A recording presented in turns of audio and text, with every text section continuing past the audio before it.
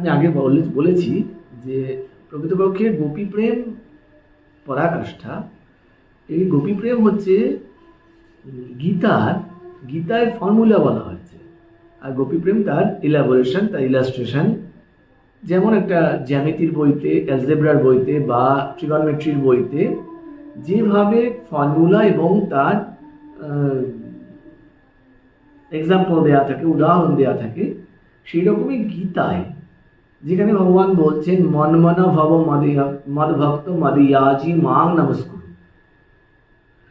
বা বলছেন যো মাং পশ্যতি সর্বত্র সর্বঞ্চ ময় পশ্যতি, বা বলছেন यद करोषि यदश्नासि यद जुहोसि ददासि यद तपस्यासि कान्तेय तत्कुरुष्वम मदर्पणम।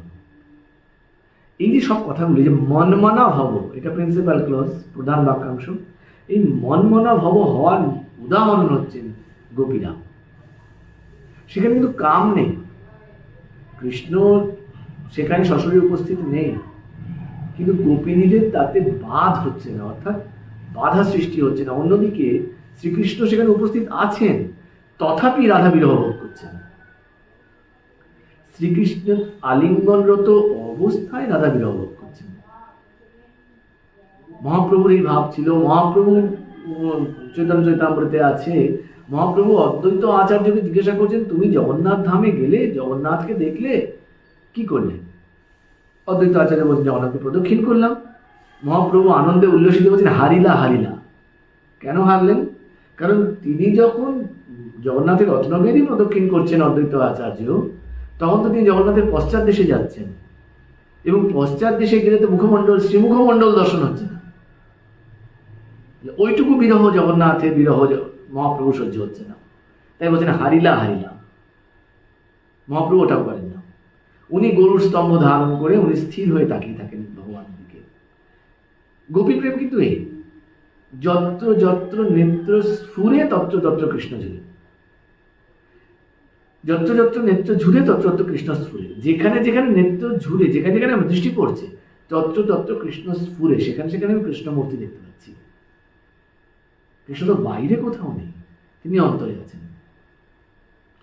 অন্তর থেকে তাকে আমি বাইরে দেখছি। শ্রীরামকৃষ্ণ বলছেন প্রেমের চক্ষু হয়, প্রেমের লিঙ্গজনী হয়। কি অসাধারণ কথা! কথামৃতের প্রত্যেকটি জায়গাতে শ্রীরামকৃষ্ণ যে ইঙ্গিত দিচ্ছেন, সমস্ত শাস্ত্রের সার। আমাদের মতন সাধারণ মানুষের পক্ষে শ্রীরামকৃষ্ণের কথামৃত এনসাইক্লোপিডিয়া অফ দ্য রিলিজিও।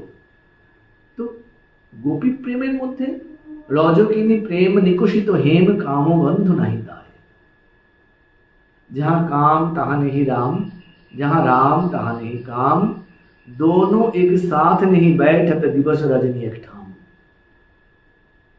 মনে যদি কাম বাসনা থাকে, মনে যদি ভোগ ইচ্ছা থাকে, তাহলে গোপী প্রেম বোঝায় না। গোপিনী প্রেম অতি অতি মানে মহাপ্রভু গোপিনী প্রেমে গিয়ে বলছেন যে ইহ হয়, আগে কহবার। তারপর যখন রাধার জায়গায় পৌঁছাচ্ছেন রামানন্দ রায় রামানন্দ সংবাদে, সেইখানে মহাপ্রভু রায় রামানন্দের মুখ চেপে ধরছেন। সেইটা আমরা পাচ্ছি ভ্রমর গীতায় গিয়ে, যেখানে শুরু হচ্ছে ভো শরণঘ্রে মা কি তব বন্ধ বলে। সেই ভ্রমর গীতা গোপী প্রেম, গোপী গীতা, যেটির আরম্ভ হচ্ছে তব কথা অমৃতম তপ্ত জীবনম কবি ভিড়িতম কলমাশপহম শ্রবণ মঙ্গলম শ্রীমদাতম ভুবি গৃহন্তি এ ভুরিদা জানা। এই সুবিখ্যাত শ্লোক দিয়ে যেটা আরম্ভ হচ্ছে গোপী গীতা, তার কালমিনেশন হচ্ছে গিয়ে কিন্তু ভ্রমর গীতা, যেখানে শ্রীরাধা একটি ভ্রমরকে ভগবানের দূত মনে করে ভর্ৎসনা করছেন, ভো শরণঘ্রে কি তব বন্ধ, তুমি মিথ্যাবাদীর বন্ধু। কি তব মানে মিথ্যাবাদী, ভগবান মিথ্যাবাদী। তিনি বলেছিলেন বৃন্দাবনম পরিত্যাজ্যম পাদম একম ন গচ্ছামি, অথচ তিনি বৃন্দাবন ত্যাগ করে গেলেন কি আদৌ? রাধা নিত্য বিলাস কি করছেন না ভগবানের সঙ্গে? এই যে রহস্য, এই যে সাধ্য সাধক ভাব, এই গোপী প্রেমের পরাকাষ্ঠা বা এই গোপী প্রেমের গোপন কথা। গোপী প্রেম সাধারণ মানুষের ভোগ্য নয়। শ্রীরামকৃষ্ণের গোপী প্রেমের কথা বলতে গিয়ে স্বামী বিবেকানন্দ বলছেন, গোপী প্রেম যেন সকালবেলার ঘাসের আগার শিশির বিন্দু। অতি সূক্ষ্ম, অতি